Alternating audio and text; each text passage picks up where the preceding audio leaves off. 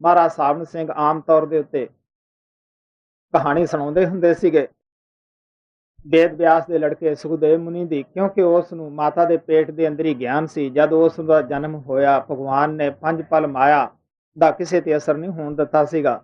ਇਸ ਵਾਸਤੇ ਉਹਦੇ ਉੱਪਰ ਕੋਈ ਮਾਇਆ ਦਾ ਅਸਰ ਨਹੀਂ ਸੀਗਾ, ਲੇਕਿਨ ਦਿਲ ਦੇ ਵਿੱਚ ਹੰਕਾਰ, ਈਗੋ ਜ਼ਰੂਰ ਸੀਗੀ ਕਿ ਮੈਂ ਵੇਦ ਵਿਆਸ ਦਾ ਲੜਕਾ ਹਾਂ, ਮੈਨੂੰ ਕਿਸੇ ਮਹਾਤਮਾ ਕੋਲੇ ਜਾਣ ਦੀ ਕੀ ਲੋੜ ਹੈ। ਸੋ ਜਦ ਉਹ ਆਪਦੇ ਤਪ ਦੇ ਬਲ ਨਾਲ ਬਿਸ਼ਨਪੁਰੀ ਦੇ ਵਿੱਚ ਗਿਆ, ਉੱਥੇ ਧੱਕੇ ਪਏ ਕਿ ਨਗੁਰੇ ਨੂੰ ਇਸ ਜਗ੍ਹਾ ਦੇ ਵਿੱਚ ਕੋਈ ਦਖਲ ਨਹੀਂਗਾ। ਦਿਲ ਦੇ ਵਿੱਚ ਖਿਆਲ ਆਇਆ ਕਿ ਜਦ ਮੈਨੂੰ ਹੇਠ ਲਿਆ ਪੁਰੀਆਂ ਦੇ ਵਿੱਚ ਹੀ ਧੱਕੇ ਪੈ ਰਹੇ ਆ, ਮੈਂ ਉੱਪਰ ਕਿਸ ਤਰ੍ਹਾਂ ਜਾ ਸਕਦਾ ਹੈ। ਉਸਨੇ ਆਪਦੇ ਪਿਤਾ ਨੂੰ ਪੁੱਛਿਆ ਕਿ ਪਿਤਾ ਜੀ, ਮੈਨੂੰ ਅੰਦਰੋਂ ਇਹ ਜਵਾਬ ਮਿਲਦਾ ਹੈ ਉੱਥੇ ਕੋਈ ਖੜਨ ਨਹੀਂ ਦਿੰਦਾ ਕਿ ਨਗੁਰੇ ਦੀ ਇੱਥੇ ਕੋਈ ਜਗ੍ਹਾ ਹੀ ਹੈ ਨਹੀਂਗੀ। ਤਾਂ ਉਹ ਕਹਿਣ ਲੱਗੇ, ਹਾਂ ਬਈ, ਗੁਰੂ ਧਾਰਨਾ ਹਰ ਇੱਕ ਵਾਸਤੇ ਲਾਜ਼ਮੀ ਹੁੰਦਾ ਹੈ। ਉਹ ਪੁੱਛਣ ਲੱਗਿਆ ਕਿ ਮੈਂ ਸੰਸਾਰ ਦੇ ਵਿੱਚ ਕਿਸ ਨੂੰ ਗੁਰੂ ਧਾਰਨ ਕਰਾਂ। ਉਹ ਕਹਿਣ ਲੱਗੇ ਕਿ ਇਸ ਵੇਲੇ ਰਾਜਾ ਜਨਕ ਗਿਆਨ ਕਰਾ ਸਕਦਾ ਹੈ ਤੈਨੂੰ, ਤੂੰ ਉਸ ਦੇ ਕੋਲੇ ਚਲਿਆ ਜਾ। ਹੁਣ ਸੋਚੀ ਪੈ ਗਿਆ, ਦਿਲ ਦੇ ਵਿੱਚ ਖਿਆਲ ਆਇਆ, ਉਹ ਰਾਜਾ, ਮੈਂ ਜੋਗੀ, ਉਹ ਗ੍ਰਸਤੀ, ਮੈਂ ਤਿਆਗੀ, ਕਿਸ ਤਰ੍ਹਾਂ ਹੋ ਸਕਦਾ ਮੈਂ ਇੱਕ ਤਿਆਗੀ ਹੋ ਕੇ ਉਸ ਨੂੰ ਜਾ ਕੇ ਗੁਰੂ ਧਾਰਨ ਕਰਾਂ। ਉਹ ਜਦ ਵੀ ਜਾਇਆ ਕਰੇ ਉਸ ਦੇ ਉੱਤੇ ਕੋਈ ਨਾ ਕੋਈ ਉਪਾਅ ਲੈ ਕੇ ਨਿੰਦਿਆ ਕਰਕੇ ਆ ਜਾ ਕਰੇ। ਮਹਾਰਾਜ ਜੀ ਕਹਿੰਦੇ ਹੁੰਦੇ ਸੀਗੇ ਕਿ ਜਿਸ ਦੀ ਵੀ ਤੁਸੀਂ ਨਿੰਦਿਆ ਕਰਦੇ ਹੋ ਉਸ ਦਾ ਤਾਂ ਤੁਸੀਂ ਫਾਇਦਾ ਕਰਦੇ ਹੋ, ਆਪਣਾ ਫਾਇਦਾ ਕਰਦੇ ਹੋ। ਉਸ ਦੀਆਂ ਸਾਰੀਆਂ ਕਲਾ ਨਿੰਦਿਆ ਕਰਦੇ ਕਰਦੇ ਦੀਆਂ ਖਤਮ ਹੋ ਚੁੱਕੀਆਂ, ਔਰ ਆਖਰ ਉਸ ਦੀਆਂ 2 ਕਲਾ ਰਹਿੰਦੀਆਂ ਸੀ। ਨਾਰਦ ਨੇ ਦੇਖਿਆ ਕਿ ਇਹ ਤਾਂ ਲੁੱਟਿਆ ਜਾ ਰਿਹਾ ਹੈ, ਇਸ ਨੂੰ ਪਤਾ ਨਹੀਂ ਕਿ ਮੇਰਾ ਕਿਤਨਾ ਨੁਕਸਾਨ ਹੋ ਰਿਹਾ ਹੈ। ਜਦ ਇੱਕ ਦਫਾ ਫੇਰ ਉਧਰ ਨੂੰ ਜਾਣ ਲੱਗਿਆ, ਨਾਰਦ ਨੇ ਇੱਕ ਬੁੱਢੇ ਦਾ ਰੂਪ ਧਾਰ ਕੇ ਇੱਕ ਨਦੀ ਦੇ ਅੰਦਰ ਮਿੱਟੀ ਦੇ ਢੇਲੇ ਸਿੱਟਣੇ ਮਿੱਟੀ ਦੀਆਂ ਟੋਕਰੀਆਂ ਭਰ ਕੇ ਸਿੱਟਣੀਆਂ ਸ਼ੁਰੂ ਕਰ ਦਿੱਤੀਆਂ। ਸਾਨੂੰ ਪਤਾ ਹੈ ਕਿ ਸਾਨੂੰ ਆਪਣੇ ਘਾਟ ਦਾ ਤਾਂ ਗਿਆਨ ਨਹੀਂ ਹੁੰਦਾ, ਲੋਕਾਂ ਨੂੰ ਅਸੀਂ ਸਮਝਾਉਣਾ ਸ਼ੁਰੂ ਕਰ ਦਿੰਦੇ ਹਾਂ। ਇਸ ਵਾਸਤੇ ਉਸ ਨੂੰ ਕਹਿੰਦਾ, ਦੇਖ ਬਾਬਾ, ਤੇਰੀ ਮਿਹਨਤ ਫਜ਼ੂਲ ਚਲੀ ਜਾਏਗੀ। ਅਗਰ ਜੇ ਤੂੰ ਬੰਦਾ ਲਾਉਣਾ ਹੈ, ਪਹਿਲੀ ਤਾਂ ਗੱਲ ਹੈ ਇੱਥੇ ਬੰਦਾ ਐਡੀ ਵੱਡੀ ਨਦੀ ਦੇ ਵਿੱਚ ਲੱਗ ਹੀ ਨਹੀਂ ਸਕਦਾ। ਅਗਰ ਜੇ ਤੂੰ ਲਾਉਣਾ ਹੈ ਤਾਂ ਪਹਿਲਾਂ ਛੋਟੀਆਂ ਛੋਟੀਆਂ ਤੇ ਲੱਕੜੀਆਂ ਗੱਡ, ਫਿਰ ਛੋਟੇ ਛੋਟੇ ਢੇਲੇ ਮਿੱਟੀ ਦੇ ਸਿੱਟ, ਫਿਰ ਇਸ ਤਰ੍ਹਾਂ ਦੀ ਬਰੀਕ ਮਿੱਟੀ ਸਿੱਟੀ ਤਾਂ ਬੰਦਾ ਲੱਗ ਜਾਵੇ, ਨਹੀਂ ਤਾਂ ਤੇਰਾ ਜਨਮ ਜਾਇਆ ਚਲਿਆ ਜਾਏਗਾ, ਮਿਹਨਤ ਤੇਰੀ ਫਜ਼ੂਲ ਚਲੀ ਜਾਏਗੀ। ਤੋ ਨਾਰਦ ਕਹਿਣ ਲੱਗਿਆ ਕਿ ਤੂੰ ਮੈਨੂੰ ਕੀ ਸਮਝਾਉਣਾ ਹੈ, ਮੇਰੇ ਨਾਲ ਤਾਂ ਵੱਧ ਬੇਵਕੂਫ ਵੇਦ ਵਿਆਸ ਦਾ ਲੜਕਾ ਸੁਖਦੇਵ ਮੁਨੀ ਹੈ, ਜਿਸ ਦੀਆਂ 12 ਕਲਾ ਤਾਂ ਨਸ਼ਟ ਹੋ ਚੁੱਕੀਆਂ ਹੈ, ਬਾਕੀ 2 ਹੀ ਰਹਿੰਦੀਆਂ ਹੈ। ਜਦ ਉਸ ਨੂੰ ਇਹ ਪਤਾ ਲੱਗਿਆ ਕਿ ਉਹ ਤਾਂ ਮੈਂ ਹੀ ਹੈ, ਮੈਨੂੰ ਹੀ ਚੇਤਾਵਨੀ ਇਹ ਬੁੱਢਾ ਦੇ ਰਿਹਾ ਹੈ, ਮੇਰਾ ਇਤਨਾ ਨੁਕਸਾਨ ਹੋ ਰਿਹਾ ਹੈ, ਉੱਥੇ ਮੂਰਛਾ ਖਾ ਕੇ ਡਿੱਗ ਪਿਆ। ਜਦ ਕਿਤੇ ਹੋਸ਼ ਆਈ, ਦੇਖਿਆ ਨਾ ਉੱਥੇ ਕੋਈ ਨਦੀ, ਨਾ ਉੱਥੇ ਕੋਈ ਨਾਲਾ, ਨਾ ਉੱਥੇ ਕੋਈ ਬੁੱਢਾ ਹੀ ਸੀਗਾ। ਹੁਣ ਦਿਲ ਦੇ ਵਿੱਚ ਬੜਾ ਸੋਚਦਾ ਹੈ, ਆਖਰ ਜਨਕ ਦੀ ਤਰਫ ਚੱਲ ਜਾਂਦਾ ਹੈ। ਫਿਰ ਵੀ ਦਿਲ ਦੇ ਵਿੱਚ ਖਿਆਲ ਆਉਂਦਾ ਹੈ ਕਿ ਮੈਂ ਤਿਆਗੀ ਹਾਂ, ਉਹ ਗ੍ਰਸਤੀ ਹੈ। ਲੇਕਿਨ ਆਖਰ ਜਾ ਕੇ ਉੱਥੇ ਬੂਹੇ ਦੇ ਉੱਤੇ ਖੜ ਗਿਆ। ਜਦ ਉੱਥੇ ਖੜਾ ਰਿਹਾ ਤਾਂ ਅੱਗੇ ਰਾਜੇ ਜਨਕ ਨੇ ਉਸ ਨੂੰ ਸੱਦਾ ਭੇਜਿਆ। ਉੱਥੇ ਉਹਦੇ ਕੋਲ ਤੂੰਬੀ ਔਰ ਲੰਗੋਟੀ ਸੀ, ਉਸ ਨੂੰ ਰੱਖ ਗਿਆ। ਅੱਗੇ ਕੀ ਦੇਖਦਾ ਹੈ ਕਿ ਰਾਜਾ ਜਨਕ ਆਪਣੇ ਹਾਲ ਦੇ ਵਿੱਚ ਬੈਠਾ ਹੈ, ਬੜਾ ਮਸਤ ਪ੍ਰਭੂ ਰੰਗ ਦੇ ਵਿੱਚ। ਇੱਕ ਨੌਕਰ ਨੇ ਆ ਕੇ ਦੱਸਿਆ ਕਿ ਮਹਾਰਾਜ ਜੀ, ਬਾਜ਼ਾਰ ਨੂੰ ਅੱਗ ਲੱਗ ਗਈ ਹੈ। ਉਹ ਕਹਿਣ ਲੱਗਿਆ, ਹਰੀ ਇੱਛਾ। ਹੁਣ ਦਿਲ ਦੇ ਵਿੱਚ ਇਹ ਖਿਆਲ ਆਇਆ ਬਈ ਇੱਕ ਰਾਜਾ ਹੈ, ਰਾਜੇ ਦਾ ਕੀ ਕੰਮ ਸੀਗਾ ਕਿ ਜਾ ਕੇ ਪ੍ਰਜਾ ਦੀ ਹਿਫਾਜ਼ਤ ਕਰਦਾ। ਇਸ ਨੇ ਹਰੀ ਇੱਛਾ ਕਹਿ ਕੇ ਸਾਰ ਦਿੱਤਾ। ਅਗਰ ਇਸ ਦੇ ਮਹੱਲ ਨੂੰ ਲੱਗੀ ਹੁੰਦੀ ਤਾਂ ਇਹ ਕਿਉਂ ਨਾ ਇੰਤਜ਼ਾਮ ਕਰਦਾ। ਇਸੇ ਤਰ੍ਹਾਂ ਫਿਰ ਉਹੀ ਨੌਕਰ ਆ ਕੇ ਭੱਜਿਆ ਆਇਆ, ਕਹਿਣ ਲੱਗਿਆ ਜੀ ਹੁਣ ਤਾਂ ਛਾਉਣੀ ਨੂੰ ਵੀ ਅੱਗ ਲੱਗ ਚੁੱਕੀ ਹੈ। ਉਹ ਕਹਿਣ ਲੱਗਿਆ, ਹਰੀ ਇੱਛਾ। ਫਿਰ ਉਸਨੇ ਆ ਕੇ ਦੱਸਿਆ, ਹੁਣ ਤਾਂ ਜੀ ਮਹੱਲਾਂ ਨੂੰ ਵੀ ਅੱਗ ਲੱਗ ਚੁੱਕੀ ਹੈ। ਉਹ ਫਿਰ ਉਸੇ ਤਰ੍ਹਾਂ ਲਹਿਜੇ ਦੇ ਵਿੱਚ ਹੀ ਬੋਲਿਆ, ਕਹਿਣ ਲੱਗਿਆ ਵੀ ਹਰੀ ਇੱਛਾ ਜੋ ਮਾਲਕ ਨੂੰ ਭਾਵੇ। ਹੁਣ ਜਦੋਂ ਮਹਿਲਾਂ ਦਾ ਨਾਂ ਲਿਆ, ਉਹਦੀ ਉੱਥੇ ਡਿਊਟੀ ਦੇ ਉੱਤੇ ਲੰਗੋਟੀ ਔਰ ਤੂੰਬੀ ਪਈ ਸੀਗੀ। ਸੁਖਦੇਵ ਮੁਨੀ ਉਸ ਨੂੰ ਚੱਕਣ ਭੱਜਿਆ ਕਿ ਕਿਤੇ ਮੇਰੀ ਲੰਗੋਟੀ ਔਰ ਤੂੰਬੀ ਨਾ ਉੱਥੇ ਅੱਗ ਦੀ ਭੇਟ ਹੋ ਜਾਵੇ। ਰਾਜੇ ਜਨਕ ਨੇ ਬਾਂਹ ਫੜ ਲਈ, ਕਹਿਣ ਲੱਗਿਆ, ਦੇਖ ਮੇਰੇ ਬਾਜ਼ਾਰ ਸੜ ਗਏ, ਮੇਰੀ ਛਾਉਣੀ ਸੜ ਗਈ, ਆਖਰ ਮੇਰੇ ਮਹੱਲ ਨੂੰ ਅੱਗ ਲੱਗ ਚੁੱਕੀ ਹੈ। ਤੇਰੀ ਕਿਤਨੇ ਕੀਮਤੀ ਚੀਜ਼ਾਂ ਹੈ, ਤੇਰੀ ਤੂੰਬੀ ਲੰਗੋਟੀ 8 ਆਨੇ ਦੀ ਰੁਪਏ ਦੀ ਹੋਏਗੀ। ਹੁਣ ਤੂੰ ਖੁਦ ਸੋਚ ਕੇ ਦੱਸ ਵੀ ਤਿਆਗੀ ਕੌਣ ਹੈ। ਇੱਥੋਂ ਇਤਨਾ ਨੁਕਸਾਨ ਵੀ ਨਹੀਂ ਤੂੰ ਜਰ ਸਕਦਾਗਾ, ਮਾਲਕ ਦੀ ਚਰਚਾ ਕਰ ਰਹੇ ਹਾਂ। ਸੋ ਇਸ ਵਾਸਤੇ ਕਹਿਣ ਦਾ ਭਾਵ, ਫਿਰ ਉਹ ਕਹਿਣ ਲੱਗਿਆ ਕਿ ਮੈਨੂੰ ਨਾਮ ਦੇ ਦਿਓ, ਮੈਂ ਨਾਮ ਲੈਣ ਵਾਸਤੇ ਆਇਆ ਹਾਂ। ਹੁਣ ਸਾਨੂੰ ਪਤਾ ਹੀ ਹੈ ਉਹ ਜਵਾਨੇ ਵੀ ਐਸੇ ਹੀ ਸਨ ਕਿ ਅੱਜ ਤਾਂ ਬੜੀ ਭਾਰੀ ਸੰਤਾਂ ਨੇ ਦਇਆ ਕੀਤੀ ਹੈ ਕਿ ਜਦ ਕੋਈ ਆਉਂਦਾ ਹੈ ਉਸ ਨੂੰ ਨਾਮ ਸ਼ਬਦ ਦੇ ਨਾਲ ਜੋੜ ਦਿੰਦੇ ਆ। ਲੇਕਿਨ ਉਹ ਵਕਤ ਐਸਾ ਸੀਗਾ, ਜਿਤਨਾ ਉਹ ਪ੍ਰੀਖਿਆ ਕਰਕੇ ਨਾਮ ਦਿੰਦੇ ਸੀ ਉਤਨਾ ਲੋਕ ਉਸ ਦੀ ਕਦਰ ਵੀ ਕਰਦੇ ਸੀ। ਜਦੋਂ ਉਸਨੇ ਨਾਮ ਕਿਹਾ ਉਹ ਕਹਿਣ ਲੱਗਿਆ, ਅਜੇ ਭਾਂਡਾ ਸਾਫ਼ ਨਹੀਂਗਾ, आखिर पिता कोले फिर आया। पिता ने कहा कि उस तो बगैर तेन कोई उपर नहीं लिजा सकता गा। इतिहास के जिक्र आता है कि 12 साल सुखदेव मुनि बाहर अंदर कारोबार करके जिथे राजा जनक जिस चवारे च बैठ के खाना खाता सी, अपनी जूठियां पतल थले सिटदा सी, उत्थे आके खड़ जाता। 12 साल जूठ सिर के उत्ते पवाई। गुरु नानक साहब कहते जूठन जूठ पई सिर उपर, खिन मनुआ तिल ना डुलावांगे। वो कहते इतनी जूठ सिर दे विच पवाउंदा रहा कि विगड़े मन का यही इलाज है। तो लेकिन मन नूं फिर भी डोलन नहीं दिता, फिर कदे भी जनक के उत्ते भाव नहीं लिया सीगा। आखिर 12 साल बाद फिर जाके पेश होया कि महाराज जी मैनू नाम दिओ। हुण भांडा साफ सीगा, उन्होंने नाम दे नाल भरपूर कर दिता।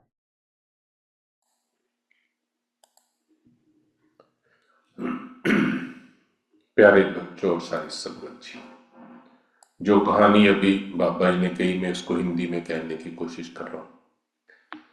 बाबा जी की इस कहानी के अनुसार महाराज सावन सिंह जी वेद व्यास जी के लड़के सुखदेव मुनि की कहानी सुनाया करते थे। उन्हें पैदा होने से पहले ही काफी ज्ञान था।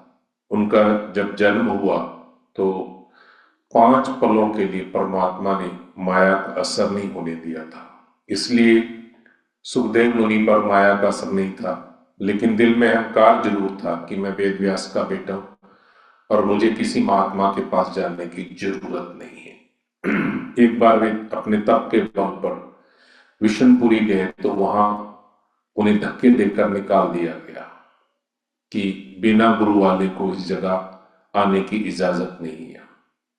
उनके दिल में ख्याल आया कि जब निचले मंडलों में ही मुझे धक्के पड़ रहे हैं, मैं ऊपर कैसे जाऊंगा।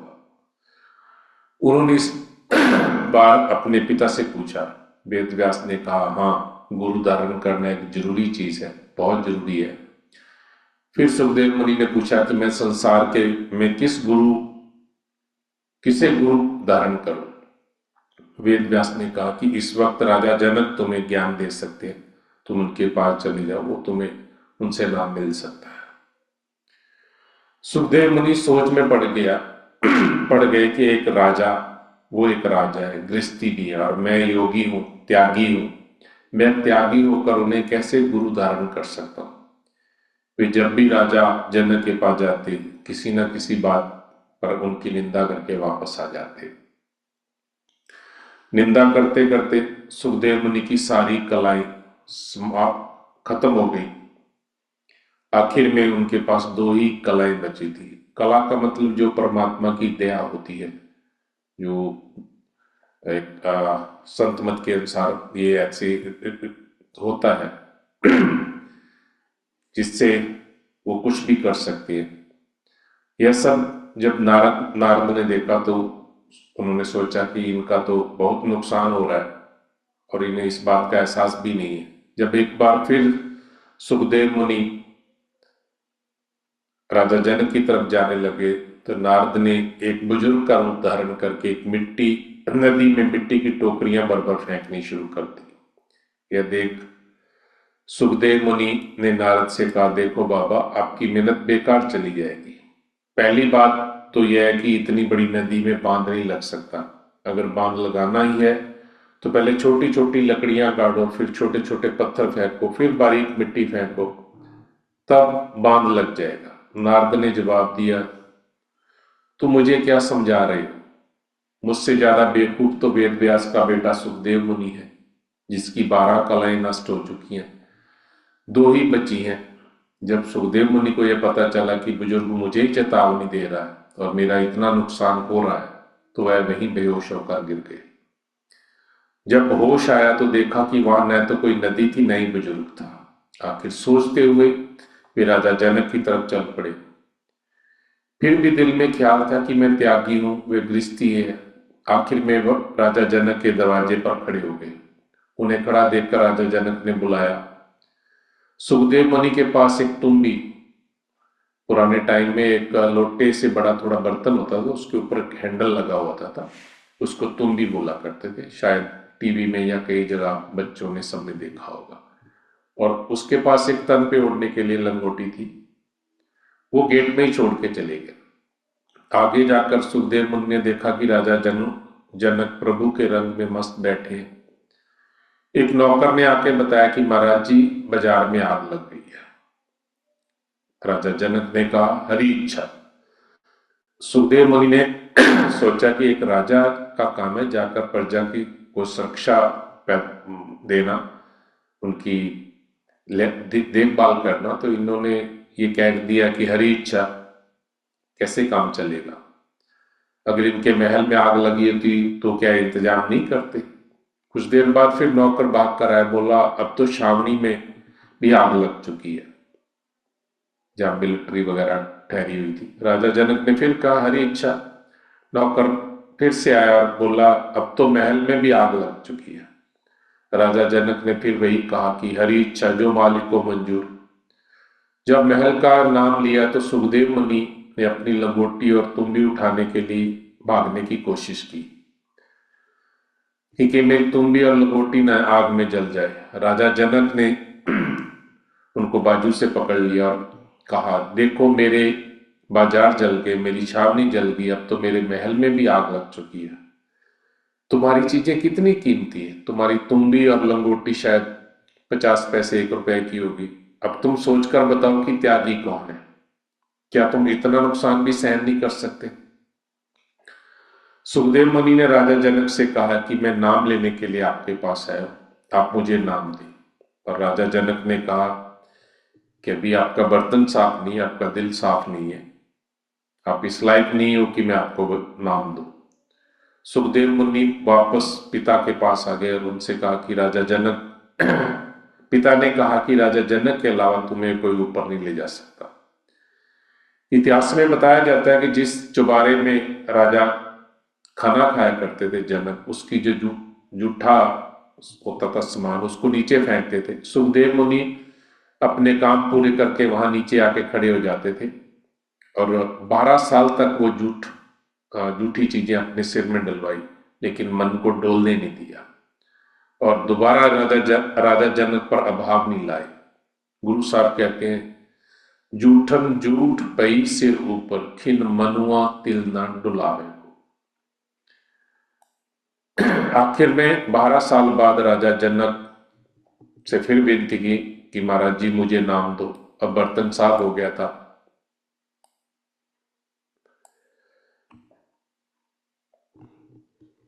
इसलिए राजा जनक ने उन्हें नाम दिया और रूहानियत से मालो माल कर दिया। अब सुखदेव मुनि गुरु की महानता को अच्छे से समझ गए थे।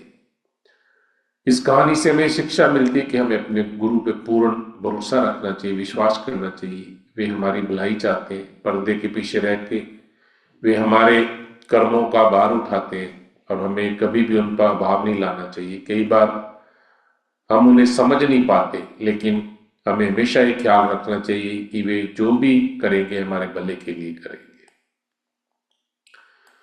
मैंने हमेशा ये कहने की कोशिश की है कि इन कहानियों का मकसद हमें किसी न किसी रूप में शिक्षा देना होता है और सचेत करना होता है। मैंने एक बहुत बार ये भी कहा है कि शुक्र है, जैसे आज बाबा जी ने इस कहानी में भी कहा है कि पुराने टाइम में बहुत परीक्षा लेके और बहुत तप अभ्यास करके ही नाम मिलता था। आज की डेट में कलयुग में बाबा जी ने हम जीवों को एक तरह का फ्री में नाम दिया। ना तो हमसे कोई बहुत ज्यादा उन्होंने उपेक्षा की और ना ही उन्होंने हमारी परीक्षा ली। सिर्फ और सिर्फ उन्होंने हम पे दया करके हमें नाम दिया है और हम सबको चाहिए कि उस नाम को जपते हुए अपने गुरु पे पूर्ण भरोसा रखे। मैंने हमेशा ये कहा, बाबा जी ने बहुत चिट्ठियों में भी लिखा और बाबा जी ने हम सब बहुत सारे सत्संगों में भी अक्सर कहा है कि गुरु पर्दे के पीछे हमेशा मुनासिब मदद करते हैं। अक्सर होता है कि हम दुनियादार जीव, और मैंने ये बात पहले भी बहुत बार कही है कि हमारा भरोसा बहुत छोटा सा है। जैसे ट्रांसफार्मर पे फ्यूज लगा तो बहुत पतली तार होती है, अगर वो कायम है तो बहुत बड़ा लोड भी वो चल सकता है, लेकिन थोड़ा सा भी शॉर्ट सर्किट होते ही फ्यूज उड़ जाता है और करंट चला जाता है। वही चीज हम दुनियादारों के साथ में है।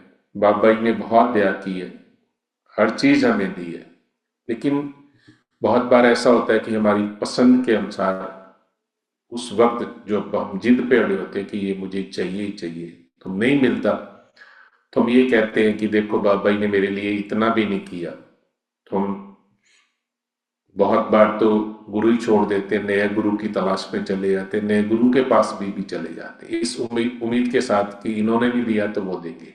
जब एक पूर्ण पुरुष ने कुछ नहीं, आपको उन पे तसल्ली नहीं है, आपको उन पे भरोसा नहीं है, तो कोई आम इंसान हमें कुछ नहीं दे सकता। इसलिए इन दुनियावी चीजों के लिए, अपनी सेहत के लिए, कुछ भी हमारी डिमांड है, हम फरियाद कर सकते हैं।